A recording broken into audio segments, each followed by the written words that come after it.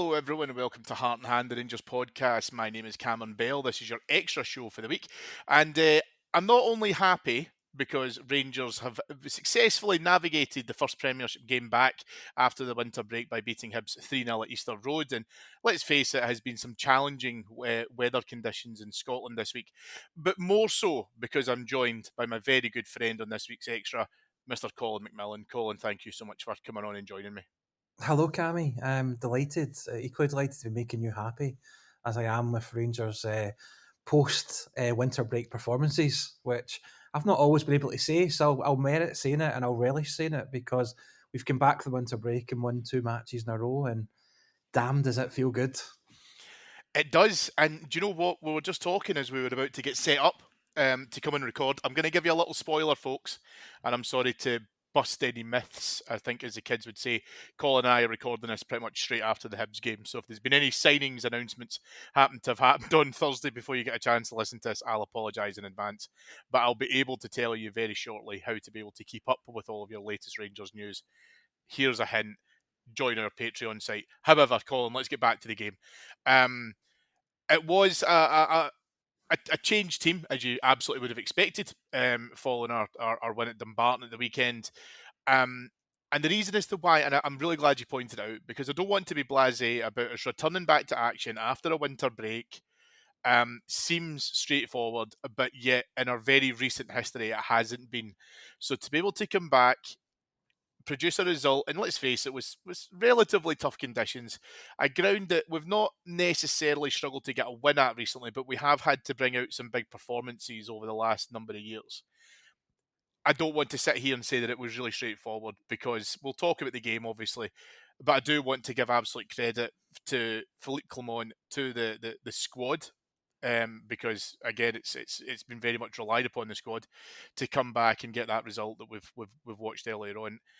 I'm just really pleased that we don't have to come on here and grumble about, points being dropped needlessly, etc., etc. It's the consistency that we were wanting. That's exactly what it is. Cammy, going into this match against Hibs, and I'm sure I wasn't alone in starting to get a little bit nervous before it. And I shouldn't be getting nervous before matches against Hibs because recent history tells you that Rangers don't really struggle at Easter Road. It's not really a thing. But it's a combination of the experiences we've had over the last number of seasons coming back from this winter break and not being fired on all cylinders. It's the experiences that we've got recently of this team and this bunch of players letting us down at times when it really matters. And tonight it did really, really matter because this was one of our games in hand. This was us pulling back points at the top of the table to put us closer to our rivals, put pressure on them, and keep this title race going. So it was a big, big game. It was an important game. And we've seen them stumble many times when that sort of pressure's on them. But they didn't do that tonight. They actually had I don't think we're out of order describing as a routine win. Hibs were not really in it. They had a couple of odd chances. Our keeper made a couple of good saves, but we made other chances that we didn't score. We scored 3 fabulous goals, and we just controlled the match. And that's exactly what we needed going into this game. And I'm delighted at how it went. It was a really good performance, a really good night's business, and I think a sure sign of things are still to come and even going to get even better. So I am absolutely delighted with how things have gone. Yeah, and listen, let's jump into it now. One of the things that, because you're right, over the piece, the performance was very good. Again, you're absolutely right to say some excellent goals scored by Rangers. And I want to be fair, right? Because we're always fair in heart and hand. We do want to be able to see it through the optic of, it's not about necessarily blue tinted glasses all the time. We will always try and give a fair perspective. And one of the things that I think it is fair to say, Colin, is that in the opening kind of phase of the game, the opening period, there were times where I thought we were a little bit sloppy with some of the passing. I didn't think that we looked clinical enough in the final third. I wasn't worried, right? I'm not going to sit here and pretend that, I was pulling my hair out with frustration. And as you rightly say, we've seen this movie before. There's a difference to it now.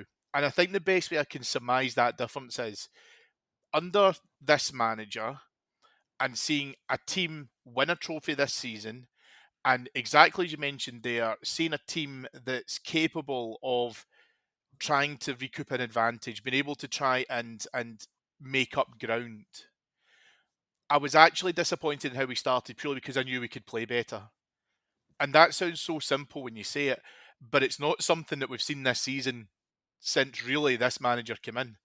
And that's I think why I was kind of frustrated at the start because I just knew we could turn up a level, just turn up a couple of dials, a couple of notches in the dial, I should say, and then we would just be able to get into motion, and you could see it starting to fall into place with some of the players when eventually we obviously did get the opener. But that's probably why I was frustrated at the beginning. Yeah, it did take about 20 minutes or so to get going properly. There's probably a couple of things behind that. One, after Dumbarton, the players were getting used to not playing in the middle of a tornado stroke hurricane. That might have been a bit of a shock to the senses of them after the recent trade days training they've had and that match. It could also be that Rangers Hibs games are quite open, Cammy.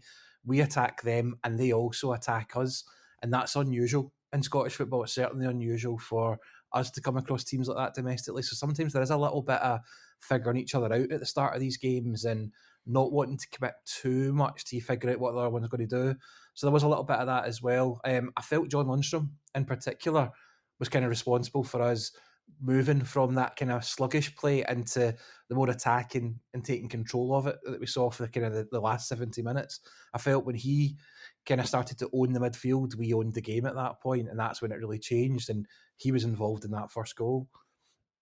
Yeah, I mean, the first goal, it's been interesting because obviously there has been a lot of talk in this transfer window. Obviously, we're still about a week shy of it wrapping up, and Yilmaz has been targeted. I think it's fair to say. Again, reports of him potentially moving to Turkey. The manager was very expressive in terms of he can't go out the rest of the season with one left back, obviously referring to Borna Barisic. Um, but I actually thought, and listen, I've been a critic of Yilmaz. I'm still concerned that his size limits what he can do within the Scottish game. But what you saw tonight, and I do want to give special mention in particular to the fact that he doesn't shuck challenges, Colin. I think that's fair to say. He does have a lot of fight in him, right? And that's a great plus point to play in our league. But the other thing I want to say as well is that when he did have to do his defending, um, I actually remember quite distinctly, and this was, I think, the opening 10 minutes of the game. There was a booking, which again is pretty unheard of, because he was fouled originally. Andrew Dallas didn't give it, which again was a ridiculous decision, a couple which he made, in the game. Yilmaz didn't let it affect him. He gets back up, he goes again, he then causes another foul, and then this time we're given the booking, and he just stuck to his task. But then when you see him start to go forward, I thought there was some decent link-up play with Matondo at times, but a wonderful lofted ball by Lundstrom, and then just this delicious finish, straight as an arrow, puts Rangers 1-0 up. I don't think David Marshall's covered himself in glory tonight, I'm going to be perfectly honest, but nothing he could do about this because it was just a fantastic slot just by his right-hand post, and Rangers are 1-0 up. And I will say, you're bang on the money. Lundstrom had started to control it a little bit more. He had started to settle into the game a little bit more, and it was just a great bit of inventive play to be able to get us a goal, which, and as far as I'm concerned, at that point in the game, I think we deserved. Yeah, I think we did deserve it. It certainly set us on our way.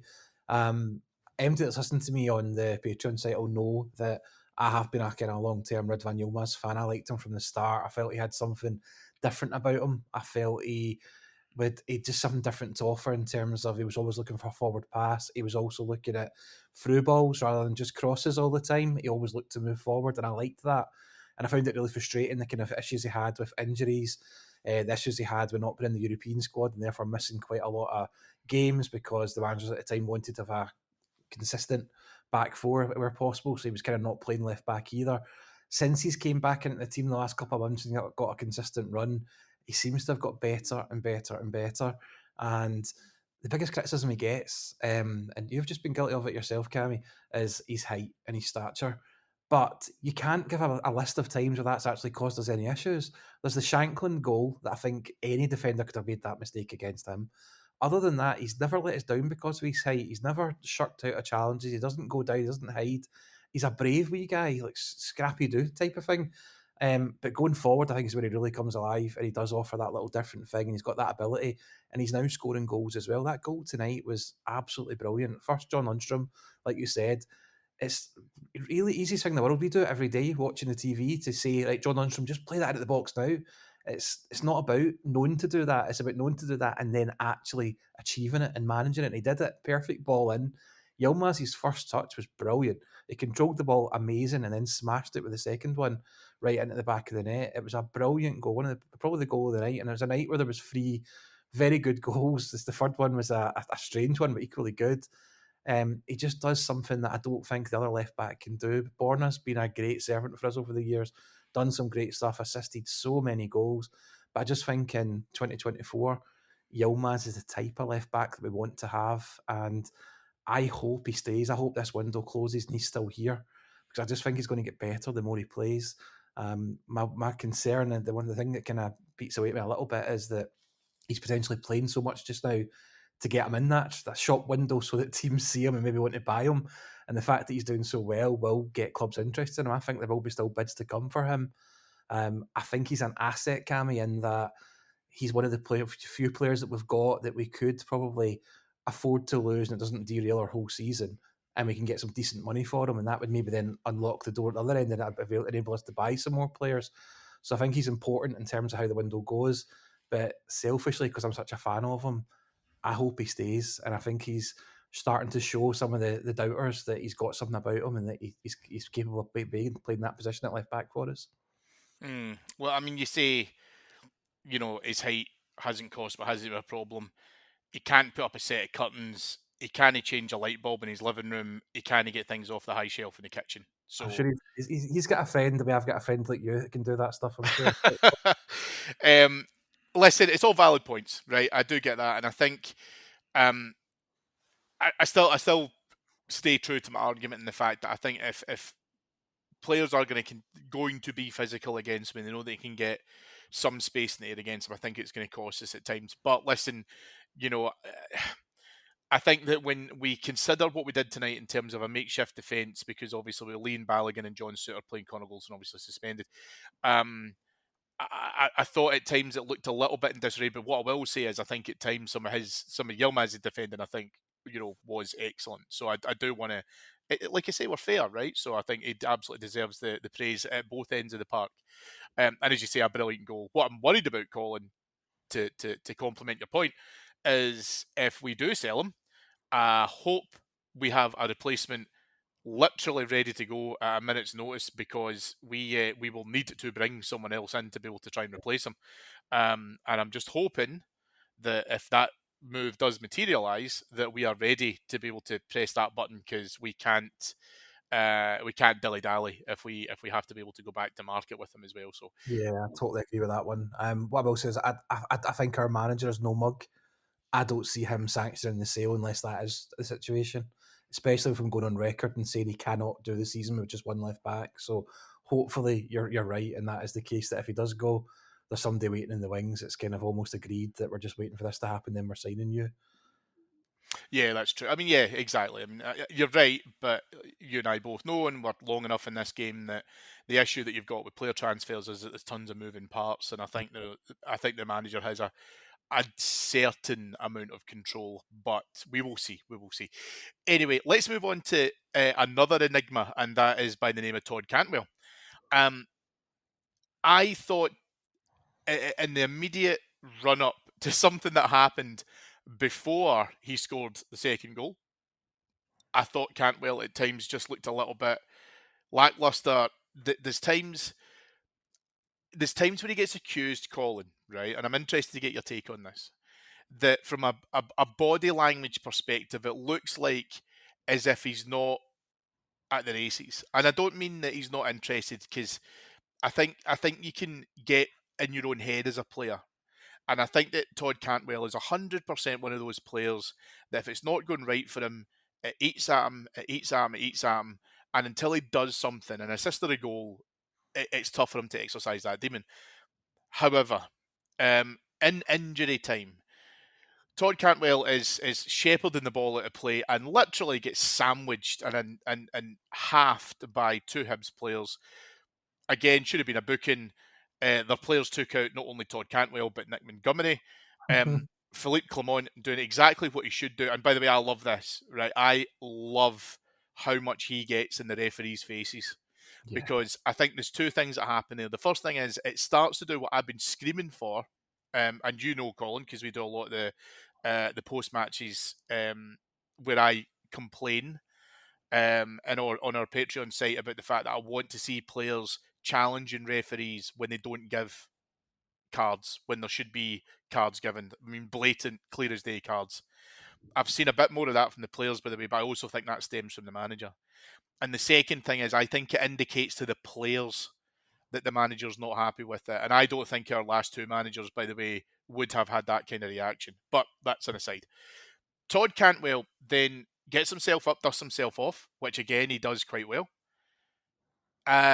There's a great passage of play move forward. Now there's a couple of bits I want to talk about here as well about this particular passage of play, where great ball in from Ross McCausland. Cantwell is exactly where we need him, sitting within that kind of 18 to 25 yard space, that little corridor that maybe just runs across the front of the box, where he's capable of not only being able to try and play a quick 1-2, being able to try and play a really defence splitting pass that a few players can see, or doing what he did, which was a fantastic shot with very little backlift, caused, by the way, from a great run by Fabio Silva to be able to take the man away from, open up the space, and with very little backlift, he puts it straight past David Marshall. Marshall, again, I think slow to react. Again, I don't think he covered himself in glory, but another one, almost like Yilmaz's, where he could do so little about it, it was past him before he really knew too much about it. And that, I think, was just, a fantastic goal and something which I hope gives Cantwell a little bit of confidence to go out and hopefully do it again and do it a little bit more consistently, because that's definitely something that we're landing at his door at the moment. He's not doing enough of. Yeah, so the goal first. So the goal was a wonderful goal. Great ball in from McCausland. Cantwell still got a lot to do. He takes it, he pirouettes on the ball, turns brilliantly, and then just smashes it. Great finish. And you can tell it meant a lot to him. He'd been getting a lot of stick throughout the game from their supporters, like he does pretty much against every team in Scotland. He gets a lot of abuse for a various number of reasons, many of which are not his own fault and he shouldn't be getting abuse for. And he did this sort of shush thing, holding his ears and all that sort of stuff, which he's perfectly entitled to do. But yeah, it's a great finish. He had not kicked a ball the whole game before this, Cammy. He just wasn't involved. He found himself in a decent position, but he was offside at one point, quite very well offside.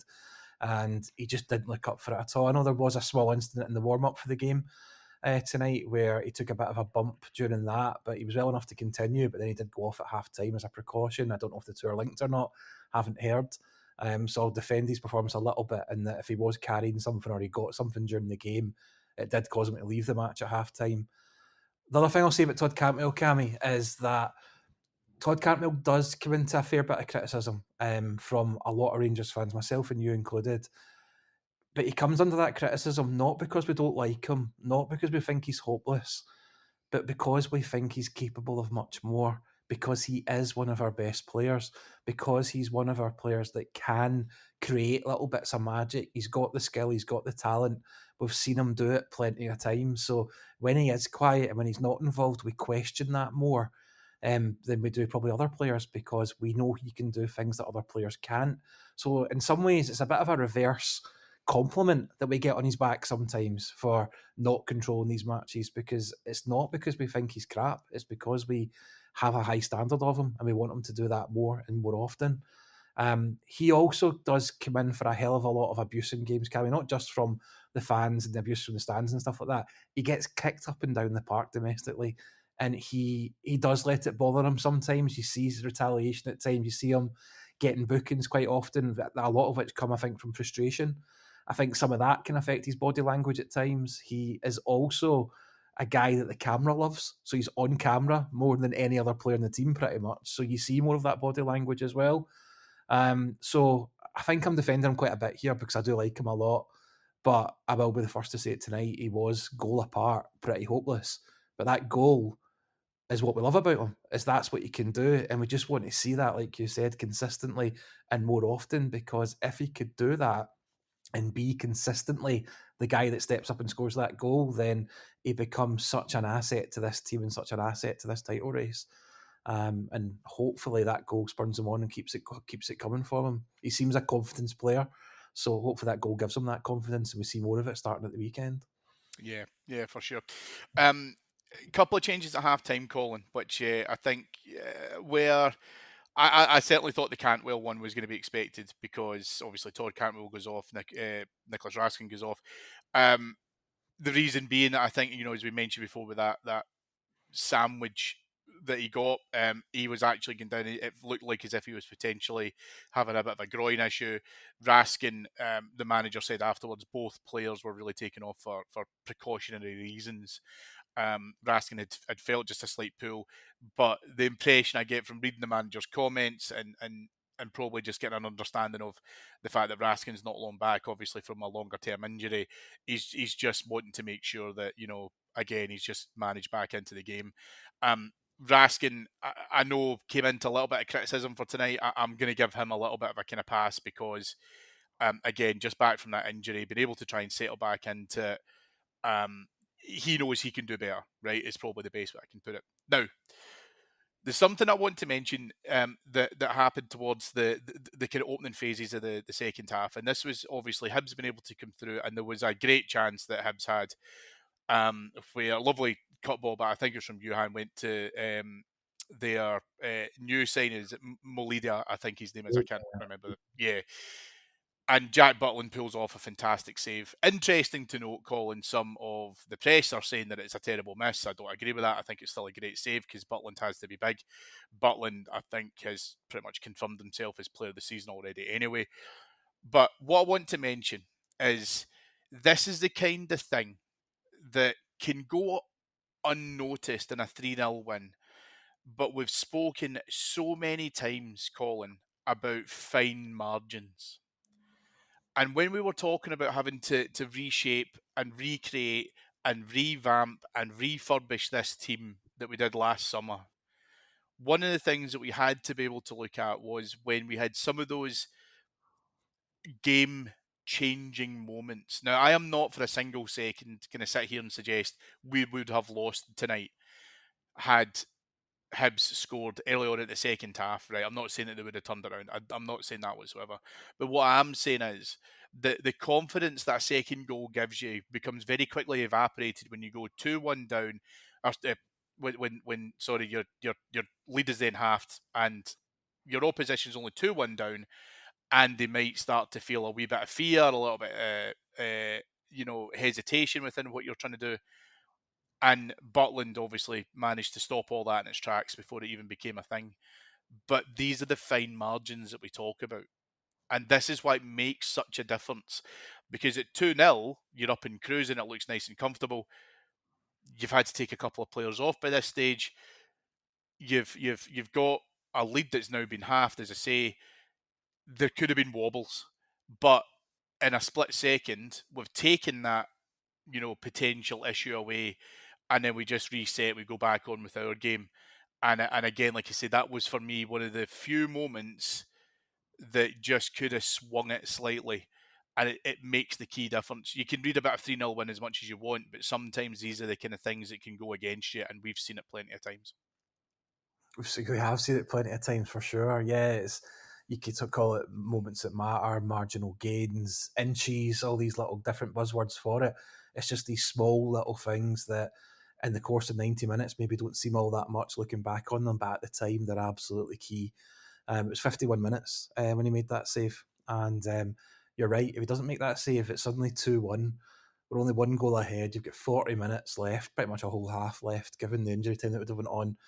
And that whole stadium also lifts at that point as well. The home support completely lifts, and it's a different match at that point. But what actually happened was he saved the shot, made the save. It stays 2-0, and rather than lifting, that stadium drops because they know they're only getting so many chances against us. They've had 3, I think. That was their third chance of the game. Each one of them had been stopped by Jack Butland. they know at that point it's very unlikely they're going to get another two. And it was pretty much game over. I think that save as much as ended the game as much as the second goal did. We just started layering on the subs after that and had complete control. Finally got our third goal and that was it. So yeah, Jack Butland, fantastic signing of the season, player of the season, man of the year. He's everything, Cammy. He's just an absolute legend of a guy already, and he's a proper Rangers goalkeeper. You and I are similar ages. You're a little bit older, obviously, but it's we've grown Easy up. now, easy We, now. we've grown up just watching world class goalkeepers playing for Rangers during our lives, whether that's Chris Woods, Andy Gorham, Stefan Kloss, Alan McGregor, and all the ones in between. Cammy And Bell. yeah, the real Cammy Bell that stood up. And now we've got this guy. And listen, it's not easy with the Rangers goalkeeper. Plenty have came and not managed to do it. You've got to be a certain type of keeper that can be quite happy working on concentration alone, being there for 88 minutes, doing absolutely nothing, running up and down that 18-yard line, keeping yourself warm half the time because you've got nothing else to do, but being able to jump into action immediately and pull off a great save. And he seems to be able to do that. He's charismatic as well, Cammy. I think he's a important guy around the club. He seems to have quickly became part of that kind of leadership group that we've got at the club. You hear him talking about the club every time he speaks in interviews and press conferences. He comes across brilliantly. He seems to get it. He just seems to be an absolute brilliant addition to not just the 11, but to the whole club, really. And we've done exceptionally well to get him. A massive success of the transfer window is him. And I think we've got good things to come with him as our number one. It's just the confidence he gives me as a fan is huge. So what he must give to a defence player in front of him is massive. And the difference that can make is exactly what you say. It is those marginal gains. It is those inches that make big differences. So let's move to the other side of the team now, Colin, and I think we've openly said now that we are very much looking for a striker across this current transfer window. There's obviously still time to do that. The manager has made mention that there are possibilities in the wind in terms of being able to try and get someone in to be able to try and play up top. Now, keen to get your thoughts on obviously the strike options that we had at the moment. Fabio Silva, as we were kind of talking during the game, um, interests me. Now, the reason as to why it's interesting to me is because, firstly, I'm a huge advocate of being able to try and give a player time. I think if you're going to watch a YouTube video and a highlight reel, or you're going to judge them after 30 minutes, or, complain against them Barton and a Marsh, then you're going to struggle to be able to try it and really have some proper hard evidence on your side. So I think you do need to be able to try and give a player time, right? That's the first thing I would say. But what I Mhm. think for me, being able to try and see what his performance, because he got a solid run out. I think he went off with about just less than 20 minutes to go tonight. So he had a good wee run. So apart from the fact that he's getting minutes in his legs, which he does need, he needs to be able to try and probably, he's maybe a step or a couple of steps below 100% match sharpness. Um, what I think is really interesting is there's definitely some great footballing intelligence in his head. And what I mean by that is that you can see in terms of his movement, you can see in terms of how he pulls players away to be able to create space for others. I mentioned the Todd Cantwell goal earlier on and how he did that.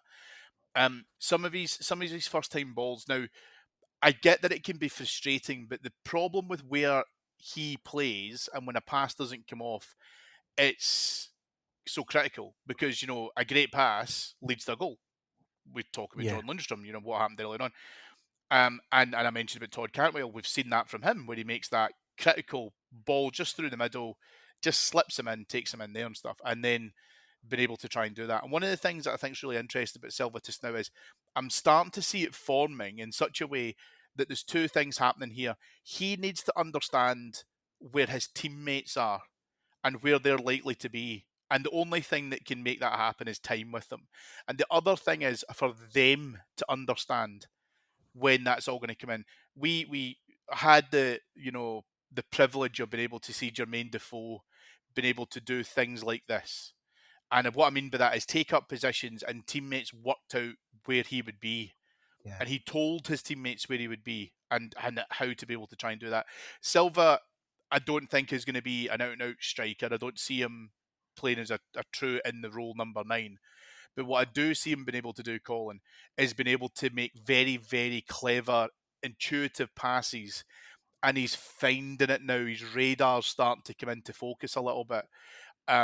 And I think, as I said to you guys during the game, as we were all talking about it, it feels a little bit to me like it looks like once it clicks, it's going to be very, very effective for him. I'm very interested by what we're going to see from him in the coming weeks. Yeah, I'd agree with all that. I think he's going to be an exciting player to watch. He was involved in that Cantwell goal tonight because it was his run off that Yeah. took the headers out the way and left some of the space for Cantwell to get his shot. So we're seeing what he can do and the impact he can make. And that's one of those things where he's not got an assist, he's not scored the goal, but he's been involved.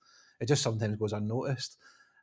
He's not going to be 20, 30 goals a season guy. That's not his game. I think he's more of a 10 than a 9. But he is somebody that can make a difference. I think he's good at leading the press, which we know is really important to the manager. We saw that tonight. But it is just still really early doors for him. He's had, 20 minutes against Kilmarnock. He played the friendly, 45 minutes in the friendly. He played against the Barton for 20 minutes in those conditions that he'll learn absolutely nothing from. And then tonight, so there's still a long way to come. There's only so much you can do in the training park. You will learn more playing with these guys and getting used to the runs, getting them used to your runs and linking up. And I think it will come. He's certainly got the skill. He's got the ability. He had a couple of chances tonight. He had a couple of chances against Dumbarton as well. He had a really good moment in the second half of that game where he went on a dribble. He had a 1-2 with somebody. I can't remember who it was in the box, but we were unlucky not to score from it. I think Cammy needs a goal is one of the biggest things. I think if he gets a goal, that'll get him up and running. It'll get a few more people behind him as well, and it'll end some of the discussion about is he a goal scorer or not. He just needs to get a goal and then see where that takes him. But yeah, he's got undoubted class. You don't go for the money he's went for and play for the clubs he's played for at that age without having something about you. He's just not he's not the number 9 20, 30 goal striker that we all desperately want and need just now. That doesn't mean he can't contribute and he can't have a successful half season for us and help us win things. I think he certainly can. It's just like you said, it's just going to need a little bit of time to get used to it because he's just here. He's hardly played, so we need to give him that time and see what he can do. But I'm very much looking forward to the rest of the season and see what he can do for us because he's certainly a class act. And the other part of that position I wanted to talk about was obviously with Silva coming off. I think, like you say, about 20 minutes or so to play to be replaced by Cyril Dessers. And 2-0 up, you're kind of thinking to yourself, okay, let's just give him some time. And it's tough to be able to describe this goal, Colin, right, in terms of probably the amount of disbelief that I think people had with how great a finish this is. First of all, and again, I don't want to be remiss. I don't want to unpack everything. It maybe sounds like I am, and I apologise if I'm going over more ground than I probably should. But the reason I want to mention this, Colin, is because the third goal came about before Dessers even really kind of touched the ball, done any kind of meaningful contribution for the few seconds he's been in the park. But this goal comes about for me from a high press. Sterling being on the press, Lundstrom being on the press. There's obviously a pretty poor mistake by David Marshall. And by the way, please forgive me because I forgot to mention how funny it was when Tav hit him straight in the face with a shot. Yeah. However, he passes it straight out to Matondo. Matondo, I think, plays it in. I think he plays it into Sterling. Sterling then obviously lays it off into Dessers. But this is a really high press. Now, the reason as to why I mention this is because this is on 73 minutes. We are 2 goals up, and yet we're still going hunting. We're still looking to be able to try and close that down and force an error. And we did force an error, right? Mm-hmm. Matondo obviously, receives the ball. He plays a really quick, nice, sharp pass through to that. There's a nice gap which Dessers finds himself in. A great wee ball through by Sterling. And all of a sudden, Cyril Dessers, who has barely touched the ball at this point, plays some lovely trickery with his feet. Doesn't get he doesn't get spooked by the fact that he's obviously in the box. He keeps his composure, nice and calm, sees David Marshall coming out. And there's a gap which I would maybe say is 2 foot at most, Colin. And with the simple, just left to right foot, just finds that space, plays a pace perfect ball, and I think he's actually running. I think he's actually rolling away, celebrating before it's even crossed. Like, because at first I thought the defender's going to get it and clear it, but he couldn't do anything about it because, like I say, by the time he managed to get there, even outstretched, it was already over the line. Dest is away, the coolest guy in the world, I may add at this stage.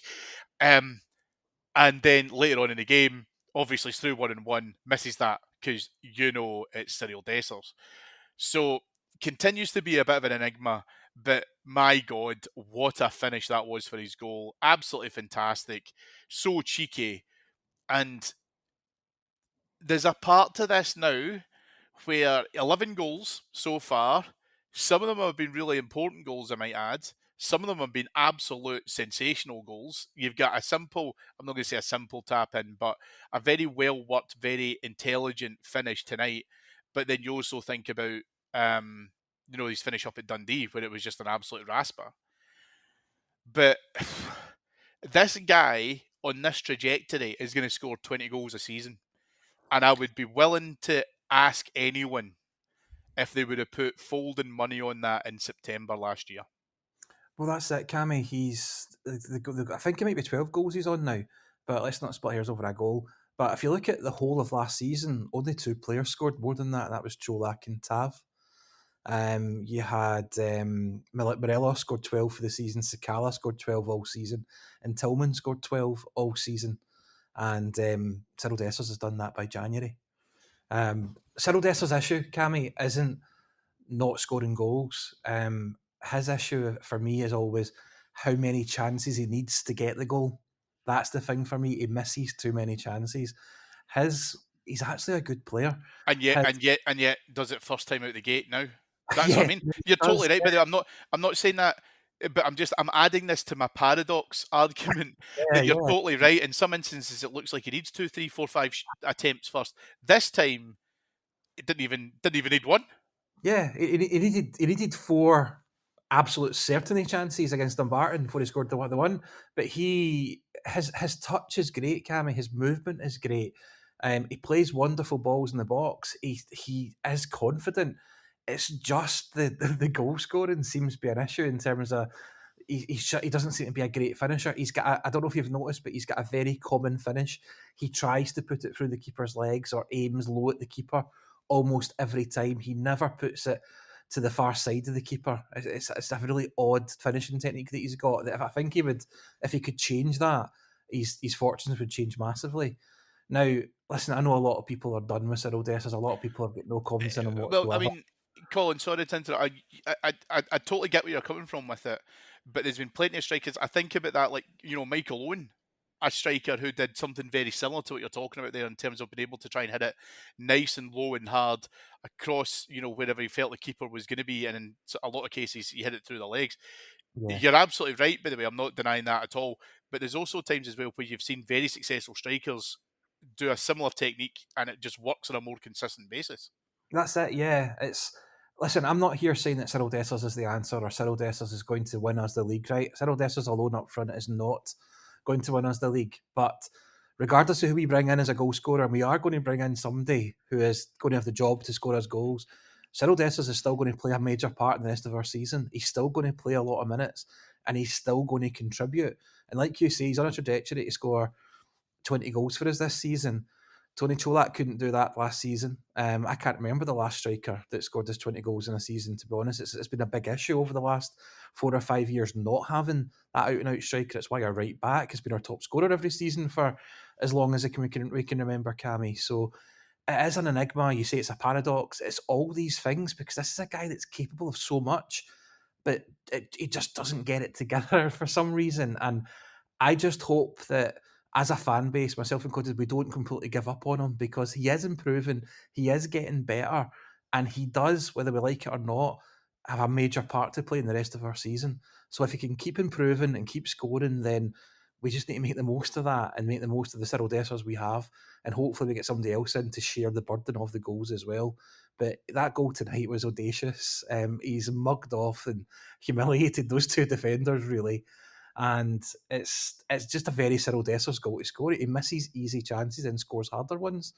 It's frustrating, it's annoying, but he is on a trajectory to score his 20 goals a season, which is, if we bought him at the start of the season and said he's going to score 20 goals, he'd probably been happy with that. So, You'd have been delighted, but like I say, I think it's just so interesting for me to be able to try and see him coming in. And listen, don't get me wrong, right? I think we finished 2-0 tonight. I don't think there would have been any outcry for it. But again, I want to be able to look at that. I keep coming back to that term. It's those fine margins. It's about being able to then say, can we rely on this guy? Because ultimately, goals will hopefully breed his confidence, will hopefully breed his desire to get the ball and be able to try and do all that. And that has been missing from some of his games, especially at the early start of the season. So, totally. yeah, very, very interesting. So, to surmise, in terms of everything that we've spoken about, right, we've went away to Easter Road in probably, not the greatest conditions in January. The first game back in the league after the winter break, we've won 3-0. We've had a defender, a midfielder, and a striker scoring goals. Um, and I think we've been able to do a pretty solid day at the office. Now, there's been a few games recently, Colin, where I know that we've kind of brung out the phrase, it's chips and hame. This didn't feel like this to me at Easter Road. This felt to me like this was a really solid performance for the vast majority of the game. Once we'd settled into it, we found a rhythm. And what I think excites me more than even just the plus points that I've mentioned there is that I still think we've got another step that we can go. There's still some players who I think have recovered a bit of form. John Lundstrom being one of them. Obviously, we've seen a lot from Yilmaz now. Long may that continue. A goal for Todd Cantwell, which again, like I say, if he keeps nice and fit, keeps himself solid in there, that's it. I think you've hit the nail on the head when you talk about getting a goal for Silva as well. I do not think that is far away whatsoever. Could potentially be Paisley on Saturday. Let's hope so. So I think all in all things considered, a really good, as routine as we would want a routine win, but can't be undermined for the fact that it's just the consistency that we've been missing. That's it, yeah. Since the manager came in, Cammy, that's what we've had. It's been consistent. To take away that one result against them before New Year, and other than that, it's been almost a perfect kind of copybook for them. And we can get better. We did that tonight without Goldson, remember, our main centre half. So if he comes in and automatically improves the team, we are going to get better. And a new number 9 coming in completely changes that team as well in terms of ruthlessness up front. That changes a lot of games, changes a lot of results as well. So, yeah, I think we're quite perfectly entitled to be optimistic looking ahead to the second part of the season. Be hopeful and believe that we're in this title race, because we very much are. We very, very much are in this title race, and we could do it. We're capable of it. We shouldn't be worried about it. We shouldn't be scared of our opposition. We could win this league, and we've come back from the winter break a couple of times, Cammy, and not been able to say that. So, for as long as I can say that, I'll say it loudly. We can win this league. It's up to us to go ahead and do it. Yeah, absolutely.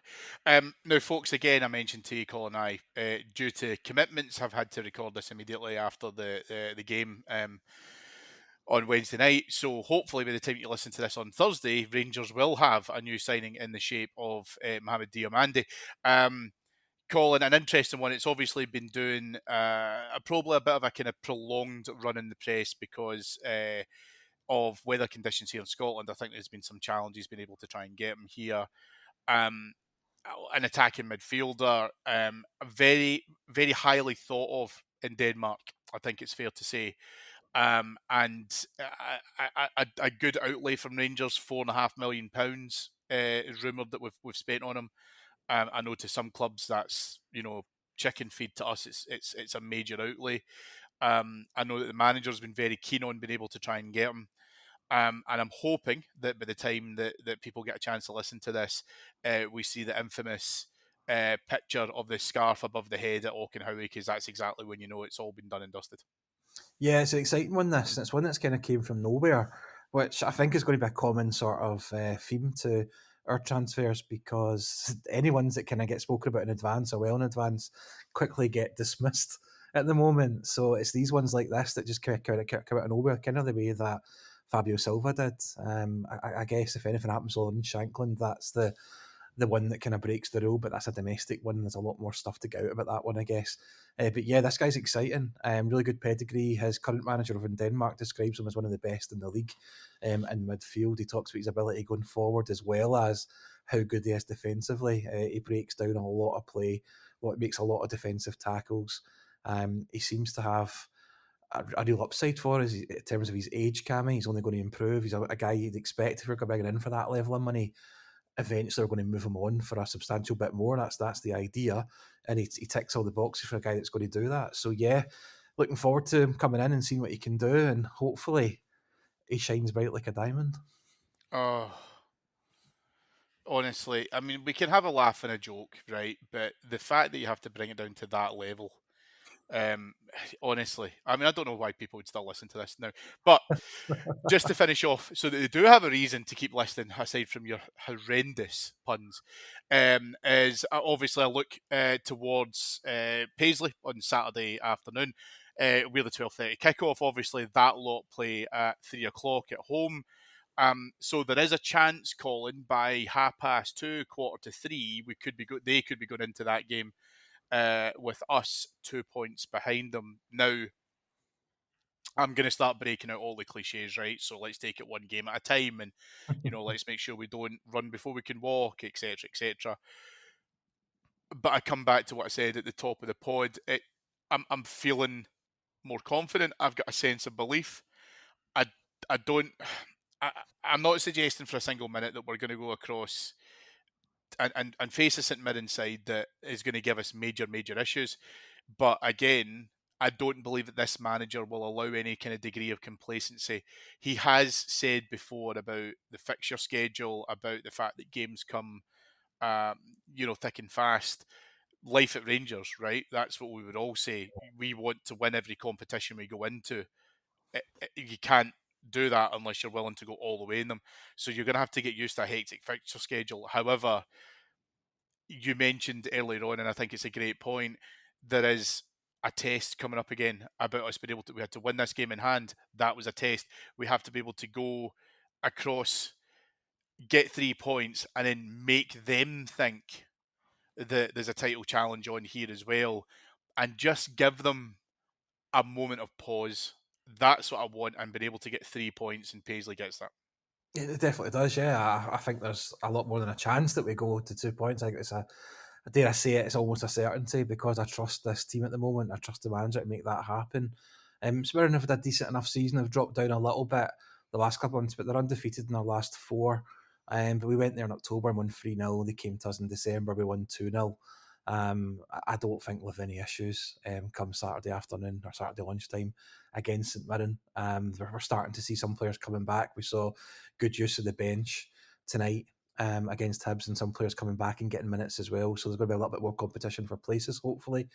May even be some new signings by then, Cammy, competing for places as well. So we know as well when new signings come in, the existing players automatically improve a little bit as well because they've got somebody breathing down their neck and threatening their position as well. So yeah, I'm looking forward to Saturday. I am expecting, I'm demanding 3 points to be honest, but yeah, I'm expecting 3 points from us. And just give them something to think about come 3 o'clock, Cammy, because they are not the force they used to be. They are more than capable of a wobble, and anything we can do to accelerate that wobble or make it a little bit wobblier, when we should absolutely be doing it, and just give them something to think about and see what they can do when the pressure's on them for a change. Make them at their wobbliest is what you're saying Yeah, basically lots of is what you do. wobbling. Yeah, Peak wobble, right? Okay, fair enough. Right, I understand. I understand. Yes, listen, that's it. And I think we have to go and we have to have a Rangers team that won't beat themselves. yeah, And I think you know what I mean when I say that, um, absolutely. because again, this team has been led by a manager who is trying to explain to them what they're capable of doing, and he's proving it game by game. He's been able to try and get into it, and when you consider, you know, the old firm defeat aside, forget about all of that. Where we would be within some of that stuff is just absolutely phenomenal. And it's those incremental steps. It's been able to try and make sure that we can tick another one off and another one off and another one off. The manager makes reference to the fact that the league is a marathon. The cup games are sprints, and that's great, but we have to be able to try and provide that with 100% focus. So whilst I hope that, we may not struggle against St Mirren. I hope we don't struggle against ourselves. And again, we use these strong performances, these consistent performances, to be able to try and get a result, and as I say, cut that league gap down even more. Um, that'll do us for extra for this week. It's been a long one, which I think has been great. I hope you've enjoyed it as much as I've enjoyed talking to Colin as well about some great positives for Rangers, which is always welcome, I think it's fair to say. If you'd like to hear more of such positivity, some retrospective looks at our history, some of the most latest current news, why not come over and join a community of over 7,000 patrons at patreon.com/heart and hand. You will get a whole plethora of up-to-date content in there, as well as an access to an archive of 6 years worth of content in there as well. And more importantly, you'll be able to hear more from my excellent guest in this week's extra, Mr. Colin McMillan. Colin, thank you for joining me. And I know it's been a late shift. We've almost taken it across the midnight hour, but thank you so much for joining me. Oh, an absolute pleasure, Cammy. Cammy, I would talk to you for an hour without the microphones on, so like this just makes it all the better. It is, but it would make it difficult to record. Yeah, that's true. That's true. I told you would nail this podcasting lark at some point, Colin, but It's yeah. never been a question of knowledge or talent. It was just having fun. Yeah, as I say, thank you so much to Colin, been an excellent guest, and again, I appreciate you being able to make that late night commitment for me as well. Thank you to the executive producers, Mr. Mike Lee and Paul Myers. Thank you to zenithcoins.com, our extra show sponsor as well. And most importantly, thank you to you all for listening. Let's make sure that we can head to the Smiza Stadium in Paisley on Saturday, get 3 points, and we're continuing on our track to success. David will be back with you on the flagship as per usual on Monday. Have a brilliant weekend, folks. Enjoy yourselves, stay safe, and we'll talk to you again shortly. Bye-bye.